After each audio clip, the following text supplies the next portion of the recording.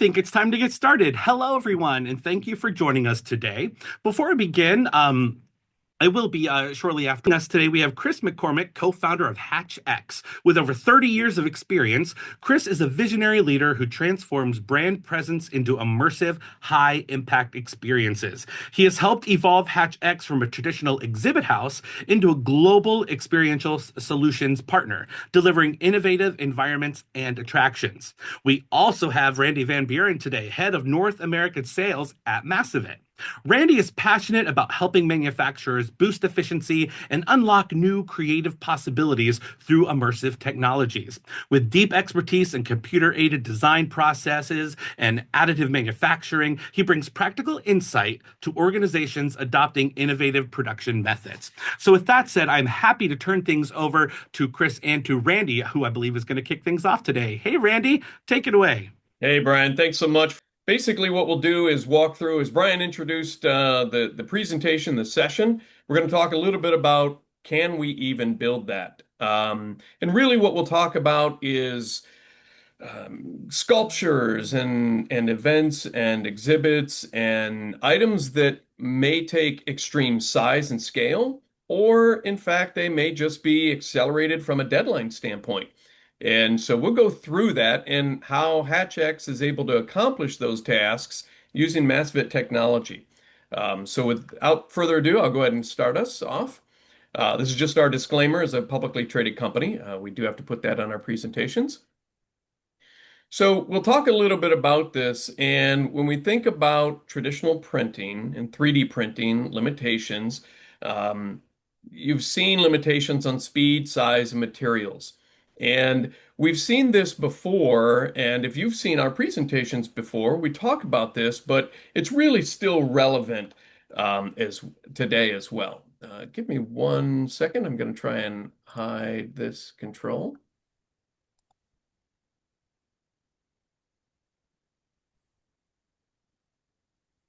My apologies.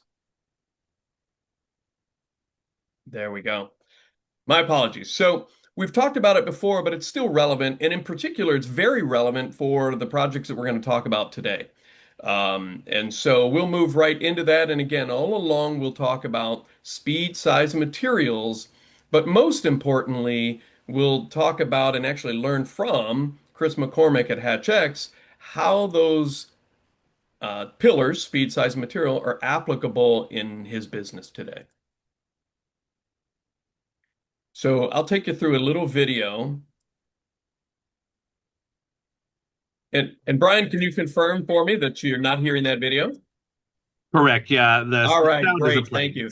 No problem. So what you're seeing on the screen is the Massivit 5000. It's our GDP gel dispensing printing technology. And you'll see sort of the scale of models that can come off this printer. The printer itself has a scale of 5 feet wide by 4 feet deep by 6 feet high, roughly. And in some cases, depending on geometry, you can print a 6 foot tall model in just about 7 hours. And so you can see kind of the speed and the size that we've talked about already that we showcase on two of the pillars, but it's extremely fast. And this will give you a really good representation of the size, almost 30 times faster than traditional technologies for 3D printing. But as interesting as that is, and it's exciting, and the depth and the size, etc., most important is going to be what can be accomplished with the printer itself. And so we'll talk about that. And that printer in particular, and Massivit in particular, supports multiple industries: automotive, marine, rail, aerospace, architecture, etc. But we'll focus today on scenic fabrication, sign and display, and visual communications. And in particular, again, since we're partnering with our customer, HatchX, we'll focus predominantly on the scenic fabrication as well. I mentioned already, vertical speed is up to 14 inches per hour in the Z. The build size and build volume, 4 feet by 5 feet by 6 feet high. And the overall speed, again, 6 feet in 6 hours, 7 hours, etc. I'm under 6 feet, so I can probably be printed in about 6 hours. Um, so the way it works is if it's hard to see on the video that we just showed, but there's a dispenser and a gel dispensing screw. We start out with a photopolymer. It's a UV cured photopolymer gel. So it's an acrylic-based gel. Comes in a 19 kilo, basically a 5 gallon pail. It's stored in the machine, and a pump pumps the material out. It runs through the dispensing screw and through the dispenser, and as soon as it's extruded, it's instantly cured with UV light. So you have this toothpaste-like material in terms of consistency extruding out of the dispenser and instantly being cured. What that allows the machine to do is print extremely fast, but print hollow. So traditional technologies often require a lot of infill, a lot of support inside that basically fills up that geometry. So you're using a lot of material, but you're also taking a lot of time to do that. And so with our technology, in general, most of the prints are almost completely hollow. And Chris will talk about that on some of the models that he'll display as well. So we'll go through just a couple of case studies. And these are case studies, or these are projects that were created by Hatch X. So we'll talk about just a few of them from a standpoint of visual communications, point of purchase display, two giant sculptures as well. And so we'll start out just a simple one. I say simple. Actually, it is fairly complex. But the geometries that you can see on the screen are for visual communications and point of purchase. And this project was for Mac, for the makeup company, if you're familiar. So when brands require a visual impact, and nothing stands out really more than larger than life 3D representations. And you may have seen some of those larger than life sculptures and projects and things like that. But Hatch X was commissioned to do just that for a Mac point of purchase display. And as usual, there probably wasn't much time to complete the project. 3D printing the large pieces using Massivit gel technology allowed the team at Hatch X to build the pieces quickly and allowing more time for expert finishing. So when we talk about technology and 3D printing and fabrication, we're not suggesting that you can no longer use that skill that you have and that you've invested in. You still leverage that skill. You simply have more time to leverage that skill because you're generating the models, you're generating the fabrication much faster. Here's an example of that presentation live on the screen that you see. So again, larger than life with a very strong visual impact. So that's the completed display, a very visually stunning representation of the brand. Additional for visual communications, this is a company, Intivio, and when you have, this is, by the way, courtesy of Intivio.com, when you have geometry or when you have a presentation that's flat, that's 2D, there's just not a lot of visual representation. There's not a lot of flair. There's not a lot of wow factor to that. So when brands need that wow factor, large-scale 3D printing helps tremendously to deliver impactful representations that really with any other technology would be extremely time-consuming to create. So this is just a brief example, leveraging the customer data, downloaded files, scan data, etc. The digital data can be easily turned into a giant model representation. Now, on the screen, it's kind of hard to see what that would actually looks like in terms of scale, but you'll see here with a few more steps in the finishing, and the model will be ready to go. But we'll see the scale in the next slide here. So you can see that display in the background, the purple gut, if you will, that's on again, a larger than life display, very visually stunning. It's attention grabbing. And when you have a display like that, oftentimes it fosters conversation, a lot of questions, a lot of interest as well. This is one of the earlier projects, and Chris will talk about that once we turn it over to Chris at Hatch X. For, again, visual communications, point of purchase display. This was the Chef Nicky project. And it's one of the first projects that Hatch X used their Massivit printer for. And they went from digital art to model production to finished delivery in a fairly short amount of time. But again, we'll hear more about that, the Chef Nikki project from Chris. There's the actual model that was printed and then assembled together on the Massivit. And then there's the final production as well. A very, again, visually stunning point of purchase display for the customer, for the brand. This one is another great example of speed, size, and materials. And this is the Spirit of the Marathon statue. The original statue shown on the left was commissioned by New Balance and sculpted by artist Miko Kaufman. The statue celebrates the legendary race of the 1946 Boston Marathon and the amazing achievement of the famed Greek marathoner Stylianos Kyriakides. And on the right is the actual completed statue, 3D printed and finished by Hatch X. This is an incredible story of scale and speed that Chris will be able to talk about, especially when you think about deadlines, both for scenic fabrication, exhibits, point of purchase, visual communications, etc. Again, it's another project that required that extremely short deadline, so Hatch X leverages speed and printing of hollow parts with its Massivit 3D printer. And finally, we'll look at the famed Joe Louis statue in Detroit. And we'll see directly from Chris McCormick how we go from this real bronze statue to this amazing reproduction that was used as an incredible eye catcher at an industry trade show in Detroit. So with that, let's jump over to Chris McCormick, founding partner at Hatch X. Thanks, Randy. Appreciate that very much.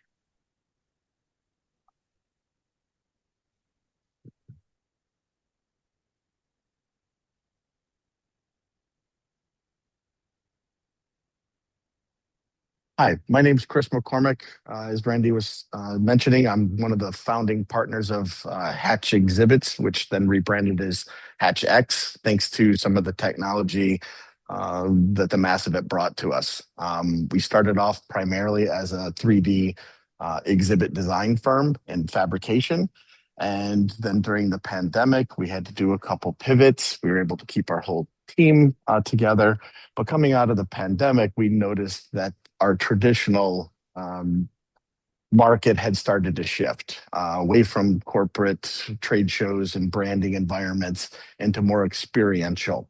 And my history back in the 90s was building life-size animatronic dinosaurs and some very experiential kind of almost theatrical, sand sculptures and building big, massive pieces that people could experience firsthand.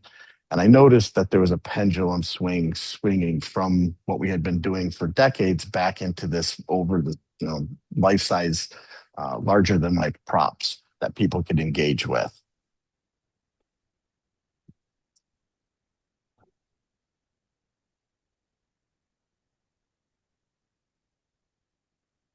You there, Randy? Sorry, Chris, a little technical difficulty. My apologies. Oh, no worries.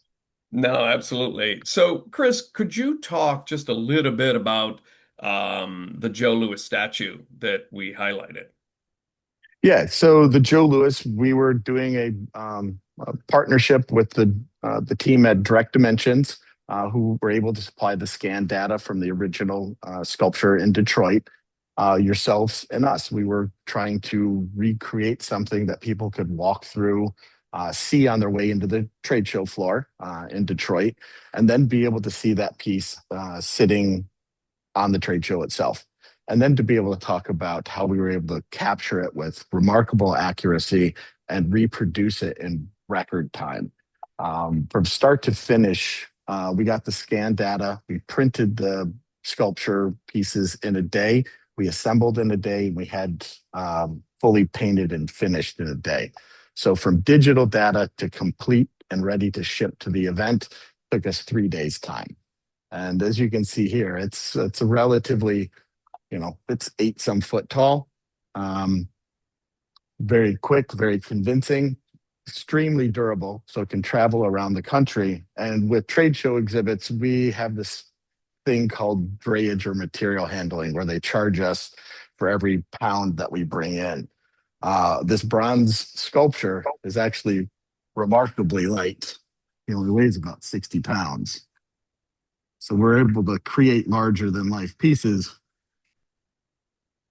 that are very durable and still lightweight. That's amazing. Imagine trying to carry that as a bronze statue. Right. And just the time it would take to create something like that. And that's what we're being asked to address more and more. Uh, Brands are waiting longer and longer to initiate projects, which compresses our time to get these things done.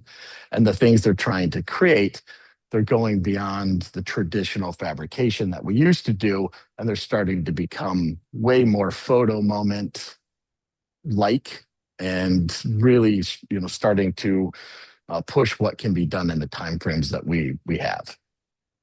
Perfect.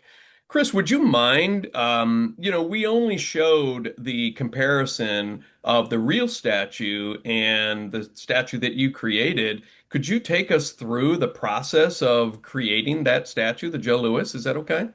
Yeah, absolutely. Ian, if you could cue up that video. So this is a little highlight video we put together. So starts with the digital scan data that we got from our friends at Direct Dimensions. We then break it apart. This machine likes to print vessel-like, not like an FDM printer. So we will break sections of the model off, and then we'll reassemble it later. And the way it works, and we'll show some of that later, how we are able to glue the pieces back together, how we're able to fill them, make them durable. We can do some live demos towards the end. But with the machines we have, because the 5000 has two independent heads, we're essentially getting two printers. So we'll have, a left leg on one print head going and the other leg going on the other print head. So we can print them both at the same time.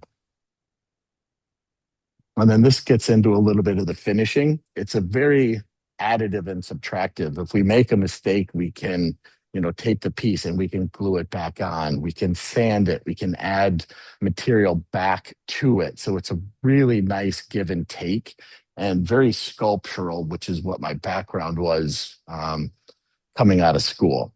So it was a very natural thing for us to get back into. What we're doing here is filling the interior with expanding foam. And we do a couple of different treatments when we're working with these, depending on how it's going to be used. Sometimes we'll fully fiberglass the inside of them. We'll do them with expanding foam. We have another one that was going outside that we filled with 350 pounds of concrete, and then did a full steel armature on the inside, and then filled with foam from where the concrete left off with the remaining. And then after we did all that, we impingement mix urethane the exterior. So we can make them for outdoor use. We can make them for inside use. And how much and how far we go with the structural reinforcement really depends on how it's going to be used. So being able to print that hollow, Chris, isn't just about speed at this point. It gives you the flexibility to add, as you mentioned, it could be concrete, it could be expandable foam, it could be armatures, really anything that you want to put inside that model, yeah? Absolutely. And one of the, back in the 90s, and it's still utilized a lot, of rotational casting machines. Because it prints hollow, we can use some of those old technologies, put fiber, reinforced resin inside, and do a rotational casting and put a lot of structure and structural integrity on the inside of the piece as well. So it's very adaptive. We can use foam, we can use concrete, like you said. We can use casting urethanes and resins. There's a lot of versatility that we get depending on how we need it to be utilized. That's amazing. And great work finishing. That's awesome that you finishing it. That's fantastic. Question. So you 3D printed this. If you were to have to sculpt this, since your background is sculpting, what would the time frame be? What's the difference being able to print it versus sculpting, do you think? One, I'm not going to get it exact, but it would take me, weeks to get all this done suitably. Okay. Like I said, it wouldn't be exact. This is, a scaled down exact representation of it, captured down to the micron and then spit on the printers. So very accurate. Absolutely. Yeah, for sure. Really cool. Um, you could, if you want, your first project, which was Chef Nikki.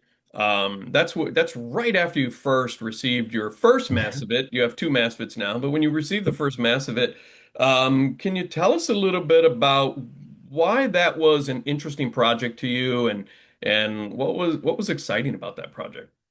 What was exciting is it was our first one. And after buying the printer, I knew we had to get back into this line of work. Um, I didn't have a pipeline of work for this yet. So we needed to learn how this material worked, how the technology worked. And in a 3D print group, we met a gentleman that needed this and said, listen, we'd love to take this on. It'll take us a little bit longer. We've got things we're going to learn, and we're going to do this for you so that it's a win-win for both of us. It did not take us that long. I think with this being our first one, you can see here we're putting the internal steel armatures. We're using the material to join the pieces together, fill it up.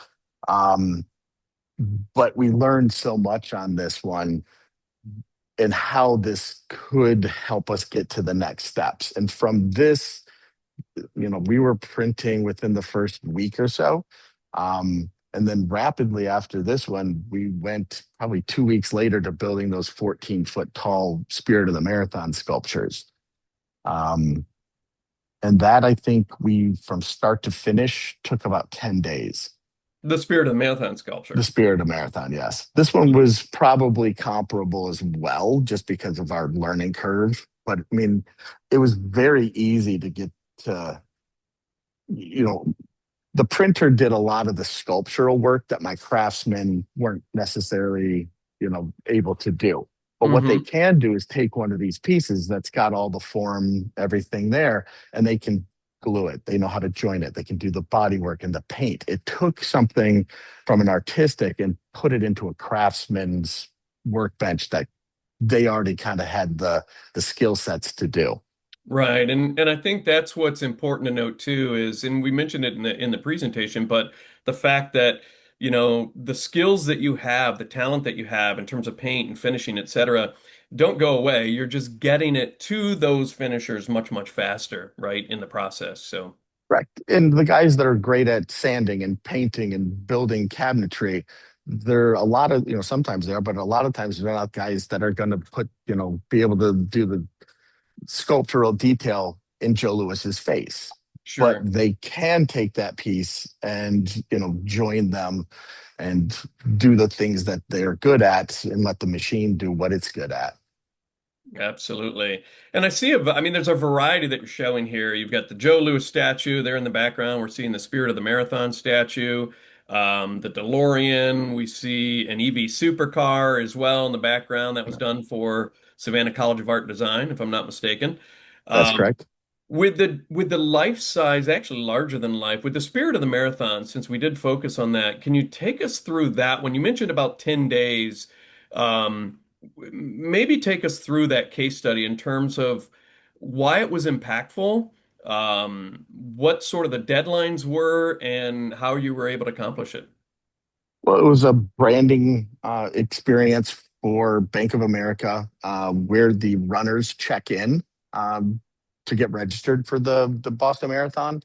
And they came to us, like I said, very late. They did not have a lot of time to get this done. And they asked, what is possible? Can we even do this?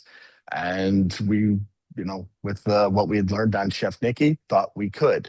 And if you see here in this, we have Massivit prints. We also have some resin prints, which is another type of printing technology. They work really well together. The same gel, the same glues all go together.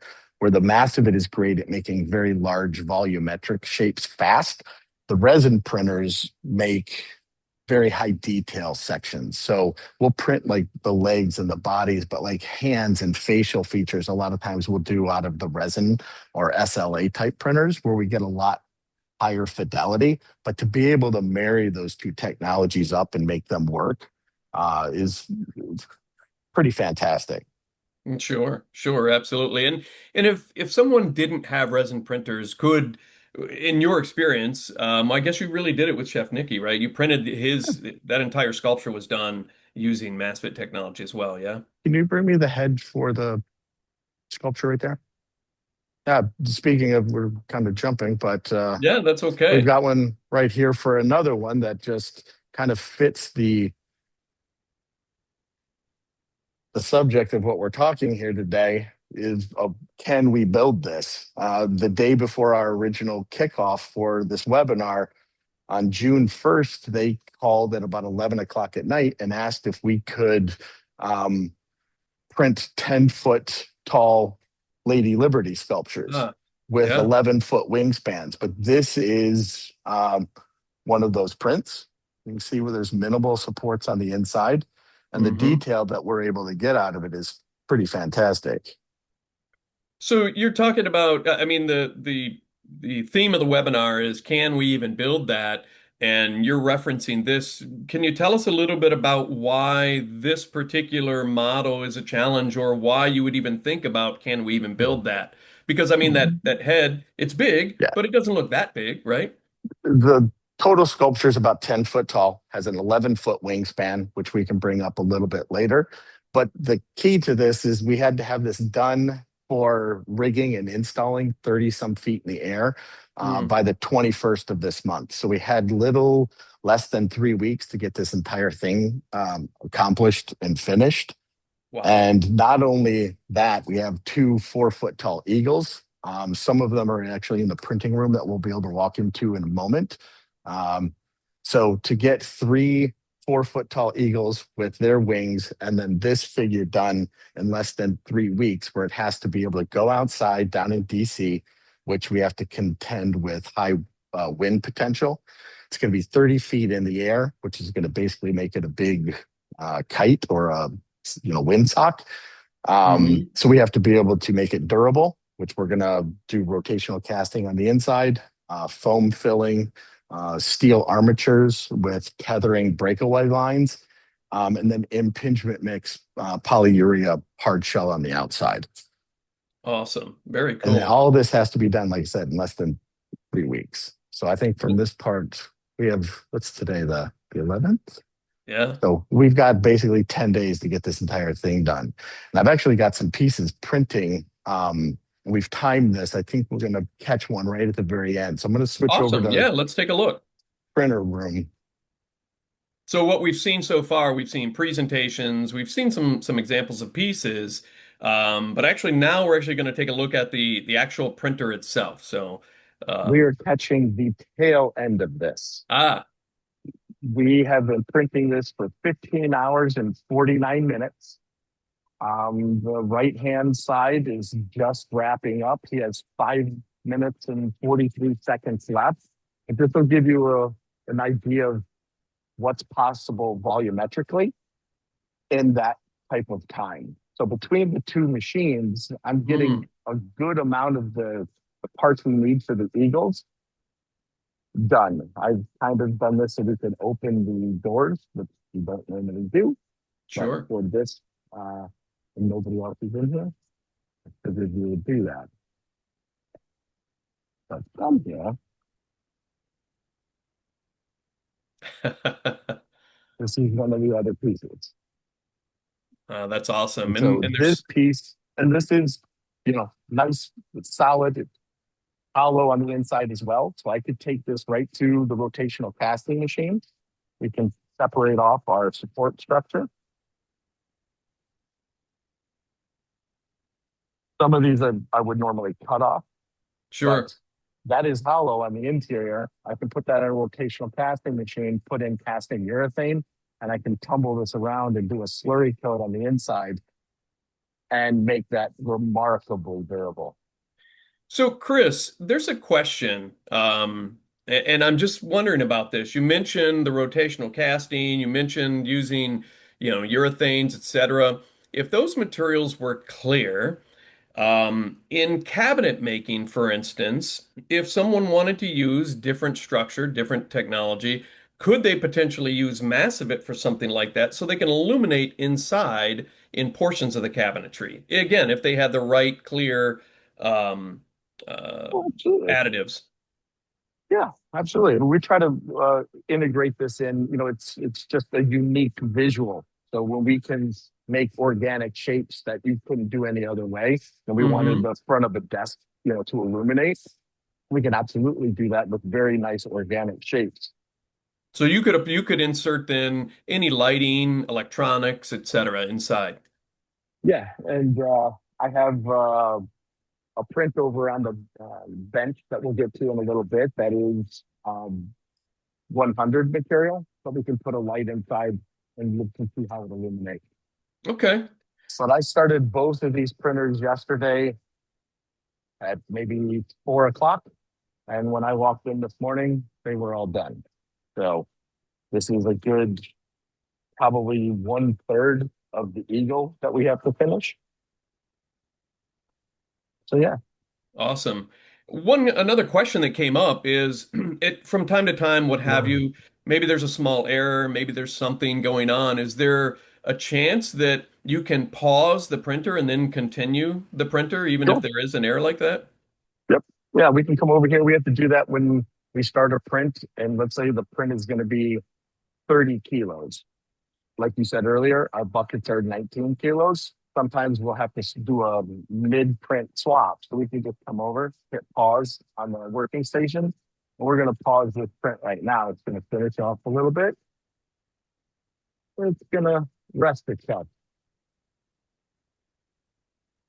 So And it's going to interesting. stop. Even at this point, you could go in with a Dremel tool, you could go in with additional gel, you could do whatever you needed to do, as long as again you're maintaining that layer height, and then you could just continue the print.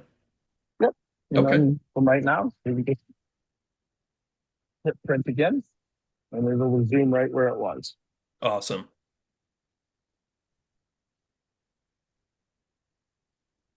And I see you're getting your gloves ready. Uh, Are you going to show us a little demonstration? I can if you guys would like, but I've got some material over there. We can show how nicely the product sands, how we Hmm. glue pieces together, how some of these pieces illuminate, and then we also have the entire winged Liberty piece done. You'll be able to see how tall it is. I mean, this thing's Sure. pretty substantial, and we had it printed completely in about 2.5 days. Okay. Very organic shapes on this one. Lots of flowing cloth. Um, so it's a pretty unique piece. So we'll walk But back over with Chris. Go ahead. without this technology, there's no way we could say we would get all these things done in less than 3 weeks. Even with your bank of other printers, Oh, just no couldn't do way. it. Okay. No. So I've got. You've got some quite a few different pieces there. What's Yeah, what's the piece behind you, behind the shark there, the large one? Yeah, yeah. we're gonna get to that. That's the Lady Okay. Liberty. Okay. Um, Awesome. but that Lady Liberty with its second story piece that'll glue on. We're keeping it separate so we can do the steel armature inside. Hmm. We'll get the bases built. We're going to drop the bottom section around, Hmm. and then we're going to put this second story on that, and then the head and how we're able to assemble all these pieces goes very quickly. Sure. So when you're printing in multiple pieces like this, obviously some of these pieces you could print larger. I mean, you've got a build volume of 4 feet by 5 feet by 6 feet high, right? But at the end Correct. of the day, this allows you, as I see it, to basically break your print down the way it makes sense for you, depending on what you're going to infill with, foam, armature, concrete, etc. and how you want that infill. And it gives you the option to be able to do that, so that way you've got great access to the internals. Is that correct? Yeah, but the printer, so that we're minimizing support. If I have to Hmm. print support, that takes time. If I'm, printing a person and I have an arm hung out like this, I have to print support all the way up to it. That just takes material and time. Or I can cut the arm off, print it standing straight up, like a Hmm. vessel, like the printer likes to print. And then with as easy it is to work with this, I just take the material and I can glue that arm back onto the body in much less time than it's going to take me to print that on the printer with the support required. Sure. Looks like you're going to Right. show us a little sanding. Is that accurate? Yeah, I'm going to show some sanding. But since we were talking about how we put pieces together, we'll use super glue and we'll use the gel material itself Hmm. and UV cure lights, just like on the printer. And we can put this in here. So just a handheld UV flashlight in this case. Correct. Yep. And we're going to just put a little bit more on. Well, so it's already bonding to on the one side. Yep.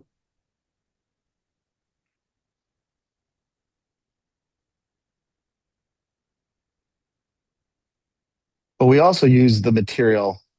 People get hung up with layer lines a lot of times, and we can use the print material itself as almost like a bondo. And If I'm not mistaken, you did that for the body panels on the SCAD car, correct? The EV supercar? yeah, we did a lot of that. But then that was also fiberglass reinforced as well as carbon fiber reinforced. Ah, But okay. that's the crazy thing. This technology, we were building trade show exhibits. Now people come to us and say, "Hey, can you build, military simulators or can you build me a car?" Things I would have never been able to say yes to in the past. So you And now I can. so you've been able to take your business and to some extent, I don't want to say maybe diversify, but certainly you're taking on new avenues of business that you never could have considered before just because you have this technology. Is that right? Oh, absolutely. Yeah, there's no other way that I could have been able to do the the the spectrum of projects that we're working on now Sure. without it. And we just use Bondo tools, put this on, and it makes an isotropic bond to itself. So this is then, you know, put on. Wow.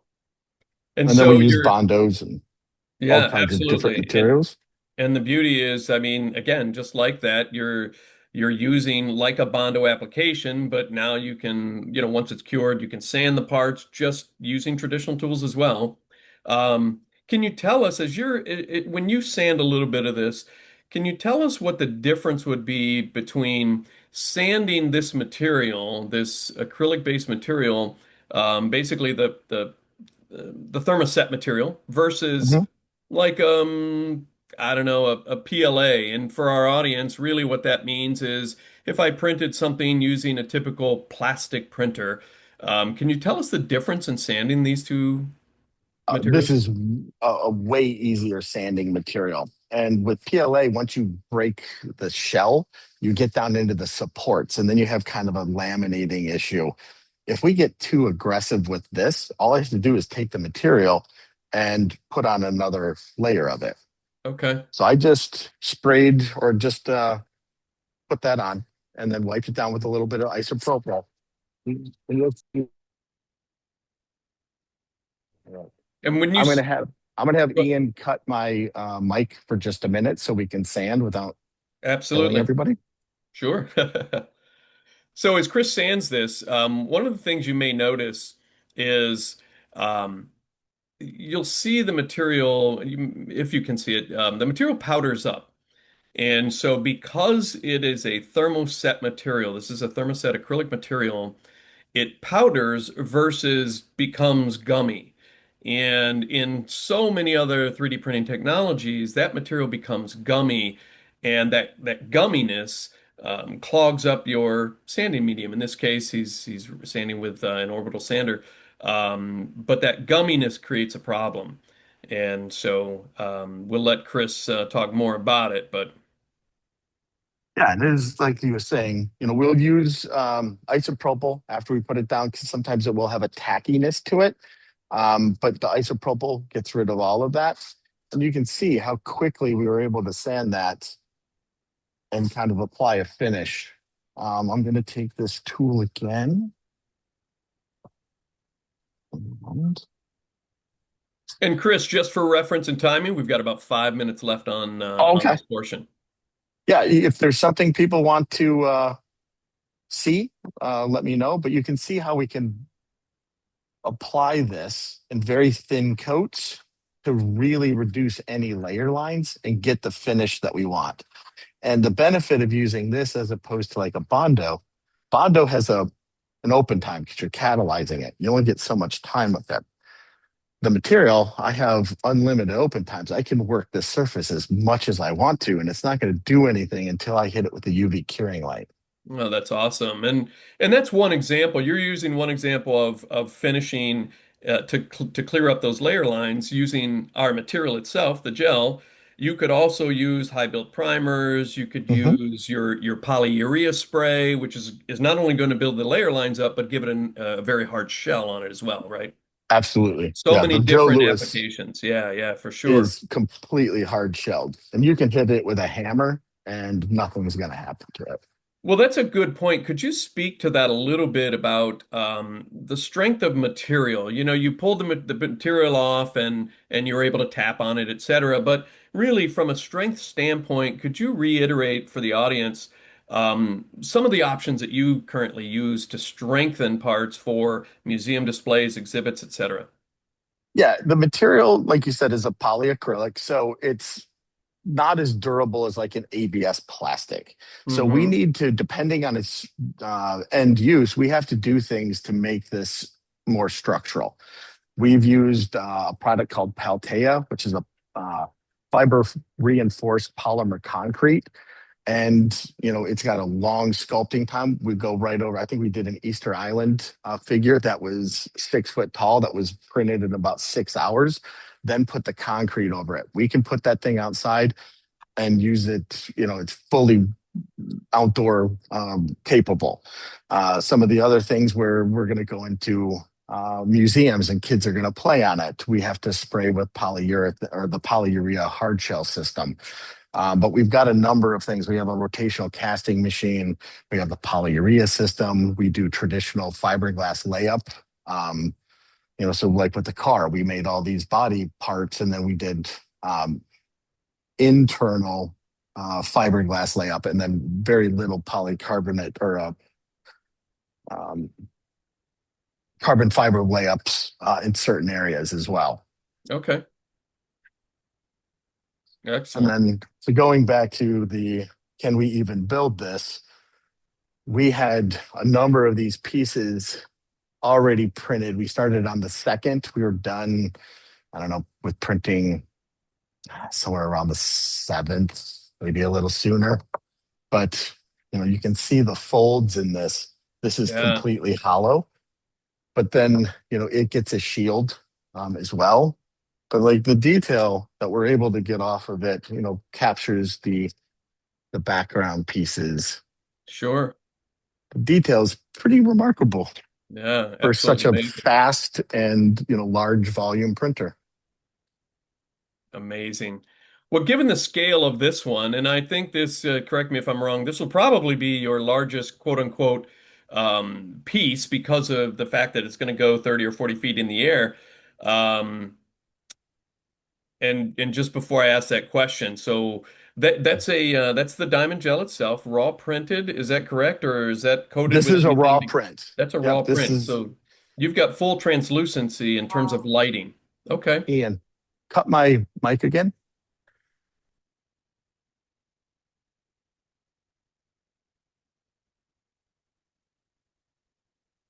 And so Chris will show us with this part really just how easy. So for instance, if he has this one single piece that he wants to open it up so that he can add a foam fill, etc., an armature, using standard tools, standard woodshop tools, fabrication tools. You can use those same tools using with Massivit. So again, leveraging technologies that you're already used to, you can use those same technologies to work with the Massivit pieces as well. And there you go. Yeah, complete illumination on the inside. Yeah, fantastic. So that great gives you, if they're capped off on the ends, that gives you a great option to be able to put that internal illumination inside of the models. Yeah. Absolutely. My mic back on? Oh, Yep. yes, Perfect. absolutely. So So there just to get there was a question, Chris. What is the largest exhibit or statue or what have you that you've made, and what do you think the largest is that you could make with Massivit? man, the largest in sheer height was probably the Spirit of the Marathon. Okay. The largest in how many parts, the DeLorean. Again, our good friends at Direct Dimensions had scanned the original Back to the Future car for use in a movie called Ready Player One. And to go to Rapid, which is an industry trade show out in LA one year, they had a Hollywood showcase area. And mind you, we had only been printing for about 2 to 3 months when we decided, like, hey, listen, why don't we all massive it Direct Dimensions and Hatch, see if we can work on something to take to the show. They supplied the data. In about 2 weeks' time, we were able to print the entire car, all the pieces, not the entire car because it's a photo moment, so it's only a third of the car. Hmm. Um, but this is a quick little video on that process. But very quick turnaround times, how well it works with other printing technologies. That car is 95% fully, 3D printed. We have a little bit of wood structure just to put pieces onto. Okay. And then the black hose is not 3D printed. That runs from the back of the car to the front. And then the wires that are bundled with it are actually 3D printing filament. So it was a real test of how much we could 3D print in a piece like that. And then also to do a test on how fast we could do it. And we printed that piece almost 3 years ago. It travels all over. It packs into 2 crates. The tires, everything, like the tires were printed on the Massivit. All the body panels, some of the detail pipes and things were done on resin printers. Some of the things that we had to have a lot of structure, like in the steering wheel, were solid ABS carbon fiber prints. But bringing all these things together to make something like this possible, I one of the only ways that we could get it done.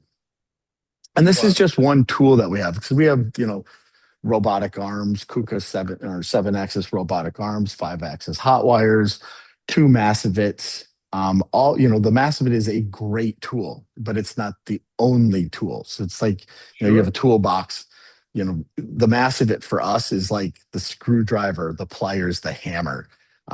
There's other tools in there, but you use those three a lot. So Sure. Absolutely. And there we're seeing sort of the scale of this part. Sometimes it's hard to see in the video, but you can see with the people standing next to. I mean, it's the size of a real car, right? So pretty amazing. any other questions? Anything you want me to touch on more than we have? So there was a question on the project for that you have coming up with Lady Liberty. Can you tell us maybe did you have to do anything creative in terms of wall thickness or multiple walls when you printed it? And then what type of someone asked actually what type of nozzle, what size of nozzle are you printing with for something like that? The Massive it has that the 5000 has 3 nozzle choices.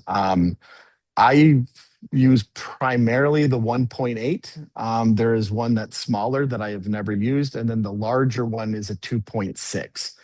Um, so you can vary the wall thickness by which nozzle you use. So you have 3 options. You have single wall, you have mega wall, and you have double wall. So if I was using a 2.6 nozzle, If I print single wall, it's going to be 2.6 wide. If I do mega, it's going to be that plus 50%. And if I do a double wall, it's 2.6 times 2. If I do it with the 1.8 nozzle, same thing applies. I'm just going to get a thinner wall. The 1.8 for us just seems to be our sweet spot because we are going to be doing so many other treatments to it for the structural integrity of it. I know that you guys also have impact resistant, you have fire resistant materials, but the 90, 100, we've limitedly printed 300 and 110. Those are our primary, where 90 and 100 Dimegel are the ones that we use the most. The piece right behind me on the wall, that's 100. The one before it were translucent clear that were used as the side turn signal body panels on the SCAD car, which the students at SCAD that put that together, absolutely remarkable. If you haven't seen it, go check that out. It's absolutely stunning what they were able to do. We do have just a couple more minutes for Q&A, Chris. We do have a question. Will this material work with adhesives such as mounting tapes that you would find on LED tapes, etc.? And is there any surface prep required for that? Yeah, sometimes with the LED tapes, when we need to, we'll use, we're having problems with the LED sticking naturally. We'll take a little bit of Super 77, spray it on, and then put the LED tape so you're getting a little more adhesion qualities to it. But we do that on wood. We do that on a number of things, but it also works on this as well if we're going raw print. Like I said, the majority of what we do, we're doing some type of treatment on top of it. So either automotive paints, we use a Matthews system here for color matching. We'll also use a 2K clear coat over the top. But on the inside, if we had to, like we can run internal structures as well to put the lights on. So if we wanted to put it on, an EPVC or a Sintra or a Comatex and then mount that internally, we can do all of that as, it's a very versatile and the optionalities that we have, we can find a solution pretty easily. Sure. There was another question, and it's what are roughly the material costs for the gel for these examples? I think rather than try to define each example, I think it's probably safe to say, at least from a Massivit perspective, that we've seen with our customers, is oftentimes when people are comparing printing with Massivit versus printing with a thermal plastic material, which is really the FDM style printers, it's very comparable. And the reason I say that is because, as Chris, you've already mentioned, you're printing 90% of it hollow. So you're eliminating that extra material as well. And so there's another question, and gosh, we've only got about a minute left for Q&A, and I apologize before Brian jumps in. But there is I think, an important question. And so I'll answer this, but Chris, I'd like your input as well. So the question is, how do prints deal with temperature shifts, extreme cold, extreme heat, winter, summer? I can tell you that from my experience with our customers, there can be many different treatments inside, outside, etc. But we have a customer in Dallas, Texas, that's a prop rental company, and they apply a rhino lighting coating or a Line-X coating, which is basically the truck bed coatings that you see, and it can be sanded smooth. They have a clear version, and it gives them incredible flexibility and strength for those changing temperatures all the way up to the hot Texas sun. Chris, we've got about 30 seconds for you to answer that. That is the same polyurea impingement mix system here that we have. So we use universal coatings and rhino lightings. They're two that work well, but it's the same stuff that they spray on the bed liner for trucks. Awesome. Yeah. Chris, we really appreciate it. Appreciate the time. We appreciate you opening up your shop. This has been phenomenal. What I'm going to do is I'm going to turn it back over to Brian. And Brian, if you can jump in, Chris, any last minute words real quick? If anybody has any questions that we didn't get to in here, feel free to reach out to myself or Randy. I'd happily talk to anybody about any questions you have. And you'd be willing to do a personal invitation or a personal Sure. demonstration for people as well, right? Yeah, we welcome Awesome. people in to take a look at it anytime they want to. And they can see how we Fantastic. work with the materials and the things we're able to do with it and how it integrates into all the other divisions that we have here. Great. Thank you, Chris. Oh, wow. Thank you, That's guys. fantastic. Thanks to both of you. That concludes our webinar today. Once again, Chris, Randy, thanks for sharing your expertise and your practical insights with our IAAPA members. And I would just love to play in that warehouse with Chris there with all those incredible items that you've made. But I also want to do a quick reminder, don't forget to take a look at our event calendar, everybody, on IAAPA.org so you don't miss out on all the exciting things that are coming up. June 17th, we have a webinar titled Emerging Trends, Techniques and Technologies in Experiential Design. It's a fast-paced look at new trends and technologies that are shaping the immersive guest experiences across attractions, museums, and brand environments. So check that out. June 25th, we have a IAAPA live meetup at the Harley-Davidson Museum in Milwaukee. So if you happen to be around that area, don't miss out on that. The behind-the-scenes look and gallery access. Also, July 9th, we have a live chat, a webinar on HR connections, full speed networking and interactive virtual networking session focused on employee engagement, onboarding, and building strong team connections. So those are all some great events coming up to check out. Head on over to IAAPA.org and register for some of those events today. And with that said, everybody, thank you so much for attending. We hope to see you all at a future IAAPA webinar, and we hope everyone has a wonderful day and a wonderful weekend ahead. Chris, Randy, everybody at Massivit, thank you so much for a great session, and have a good one. Bye, everybody. Bye, All right. everyone. Thank you. Bye bye.